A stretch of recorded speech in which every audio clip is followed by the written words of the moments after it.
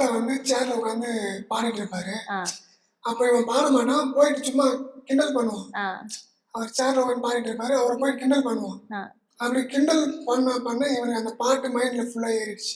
Okay. இந்த 2 பாட்ட வச்சு தான் நாங்க மெகா ஆடிஷனுக்கு போனோம். ஆ போயிட்டு அதில் பார்ட்டிசிபேட் பண்ணி கலந்துக்கிட்டோம்.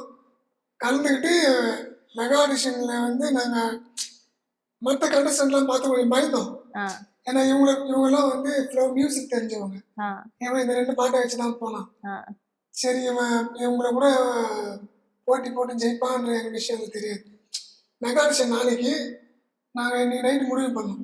நாளைக்கு நம்ம போக வேணாம். ம் ஏன்னா சின்ன பையன் அந்த பசங்க கூட போயிட்டு போட்டி பண்ணி ஜெயிக்க முடியாது. ம் ம் நம்ம போக வேணாம்னு சொல்லிட்டு முடிவு பண்ணி வீட்டுக்கு வந்துட்டோம்.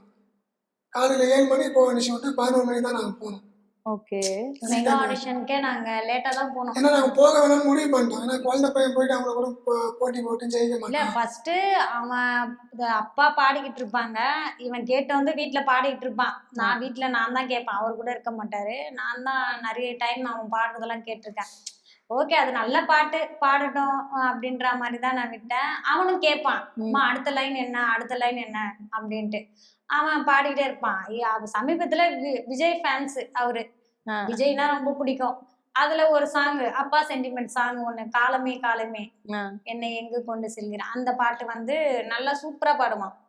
அதுல ஒரு ஃபீல், அந்த ஃபீல் நல்லா இருக்கும் அவன் பாடும்போது. ஆ அந்த குரலும் நல்லா இருக்கும் அவன் பாடும்போது. அதனால சரி பாடட்டும் அப்படின்றதுக்காக அவன் கேட்கறதுக்கெல்லாம் சொல்லி கொடுப்பான் வீட்டுல. அவர் பாடிட்டு இருக்கும்போது அந்த பாட்டையும் சொல்லி கொடுத்துட்டு இருந்தோம். இவன் இப்போ பாடுறப்போ அந்த பாட்டும் நாங்க சொல்லி கொடுத்துருந்தோம். ஆ அப்படியே வந்துட்டே இருந்தான். அதுக்கப்புறம் எங்கேயும் கூட்டிட்டு போற ஐடியாலாம் இல்ல. ஓகே. கஷ்டம், 2 பேருமே வேலைக்கு போவோம். பாத்துக்க கூட ஆள் இருக்காது. அம்மா கிட்ட அப்பா கிட்ட தான் விட்டுட்டு போவேன்.